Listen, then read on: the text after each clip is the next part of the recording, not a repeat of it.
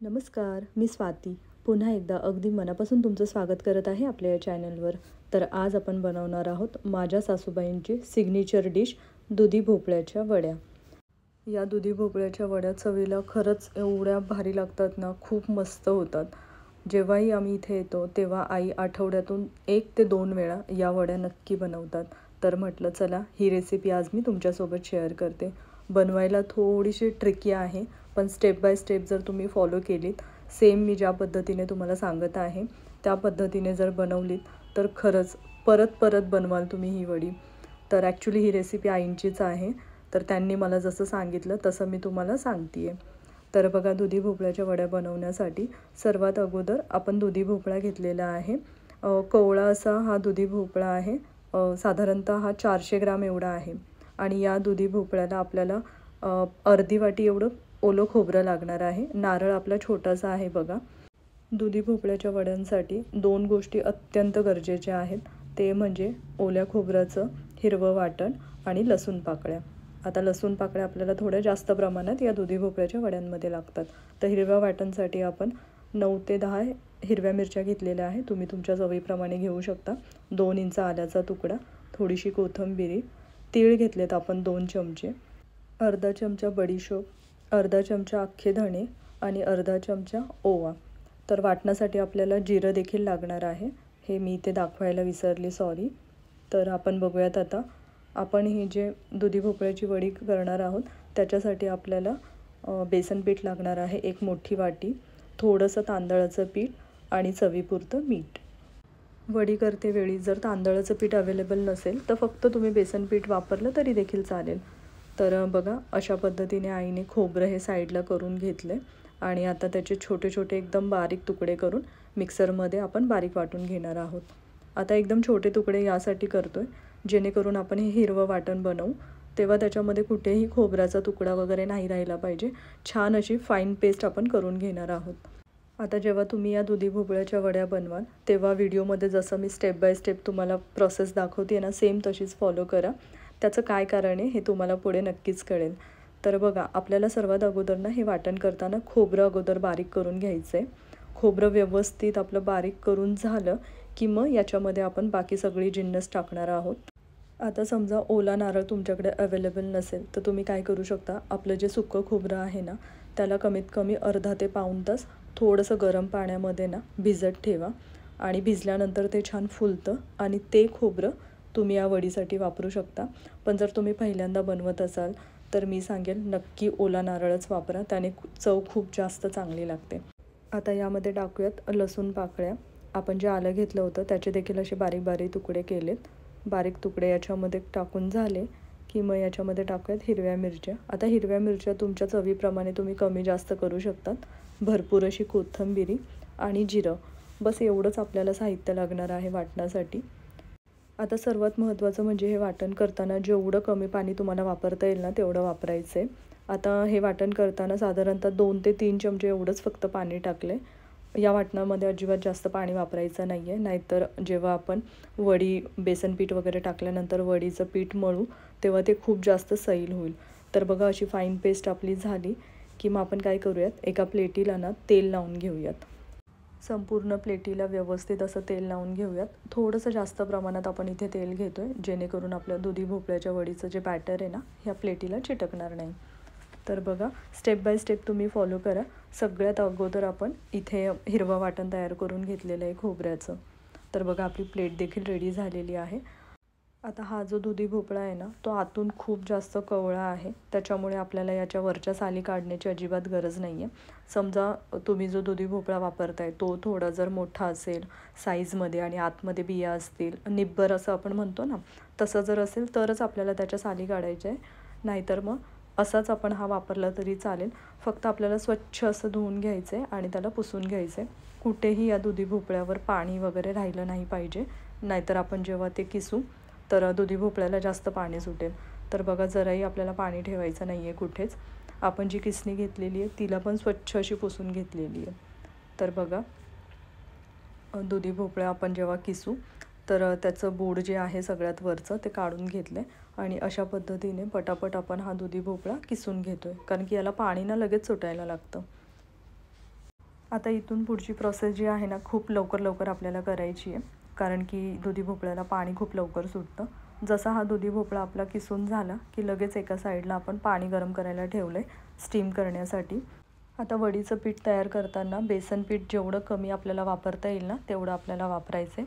तर बघा, आपला जो दुधी भोपळा आहे ना, पूर्णपणे किसून झाला आहे. आता याच्यातलं संपूर्ण पाणी आपल्याला काढून घ्यायचं आहे. आता आई ज्या पद्धतीने करतायत ना, त्याने एक तुम्हाला आयडिया येईल की पाणी यातलं कसं रिमूव्ह करता येईल. किंवा तुम्ही संपूर्ण दुधी भोपळा जो किसलेला आहे ना, एका कापडावर टाकू शकता आणि पिळून घेऊ शकता.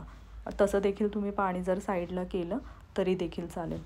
आता संपूर्ण पाणी काढून झालं की आपण बॅटर तयार करून घेऊयात. इथून पुढची प्रोसेस परत एकदा आपल्याला खूप लवकर करायची आहे, जेणेकरून या दुधी भोपळ्याला पाणी नको सुटायला. तर बघा, व्यवस्थित असे गोळे मोकळे करून झाले की आपण अर्धी वाटी एवढं बेसन पीठ सुरुवातीला टाकणार आहोत, जेणेकरून आपल्याला जितकं कमी पीठ वापरता येईल तेवढं वापरूयात. तर बघा, बेसन पीठ ॲड करून झालं की याच्यामध्ये हे तांदळाचं पीठ घेऊयात. तांदळाचं पीठ ऑप्शनल आहे, पण कसं थोडं अजून जास्त कुरकुरीत व्हाव्यात या वड्या, त्याच्यासाठी आपण वापरतो आहे. उर्वरित सर्व साहित्य आपण याच्यात टाकून घेऊयात, जसे की अख्खे धणे, बडीशेप. आता अख्खे धणे बडीशेप आपल्याला बारीक करून घ्यायची गरज नाही आहे, तसंच टाकलं तरी चालेल. तीळ टाकूयात. तीळ थोडेसे जास्त घेतलेत आपण चवीप्रमाणे. तुम्हाला जर जास्त नसतील आवडत, नाही वापरले तरी चालेल किंवा कमी प्रमाणात वापरा. आपण जे ओवा घेतला होता त्यातला अर्धा ओवा एवढा घातला आहे. आता हिंग टाकूयात. अर्धा चमचा हळद.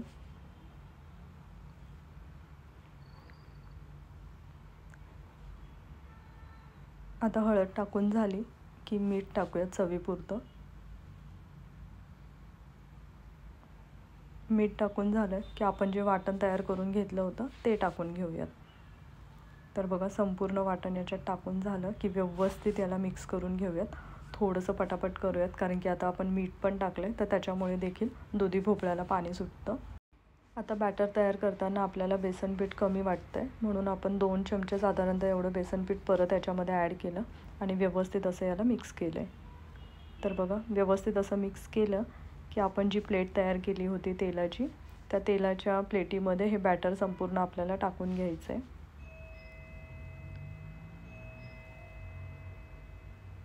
तर बघा, बॅटर टाकताना आपल्याला खाली ना ह्या बॅटरला प्रेस करायचं आहे, जेणेकरून कुठे हवा वगैरे नाही राहिली पाहिजे आणि गॅप वगैरे पण नाही राहिला पाहिजे वडीमध्ये. संपूर्ण बॅटर एका प्लेटीमध्ये टाकून झालं की लगेच आपण याला स्टीम देऊयात. समजा कुकरमध्ये तुम्ही ही प्रोसेस करत असाल, त्यावेळी देखील तुम्हाला कुकर अगोदर गॅसवर ठेवावं लागणार आहे. पाणी गरम झालं की मग आपण हे जे बॅटर आहे ते स्टीम करण्यासाठी ठेवू शकता.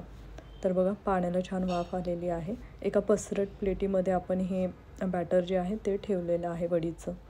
तर चाळणीमध्ये अगोदर एक छोटीशी प्लेट ठेवली, जेणेकरून ही प्लेट थोडीशी उंचावर येईल आणि छान असं याला एका दुसऱ्या प्लेटीने कवर करून ठेवणार आहोत. साधारणतः 15 मिनिटांनी आपण चेक करतो आहे वडी आपली शिजली आहे की नाही. तर वडी थोडीशी ओलसर दिसते आहे, बोटाने प्रेस केल्यानंतर देखील तुम्हाला समजेल. तर आपण परत एकदा 10 मिनटं याला वाफ देऊन घेऊयात. 10 मिनटं झाली की परत एकदा आपण वडी चेक करूयात. कसं आहे ना, जेव्हा वडी पूर्णपणे शिजायला येते ना, तर संपूर्ण घरामध्ये याचा जो सुगंध आहे ना, तो दरवळायला लागतो.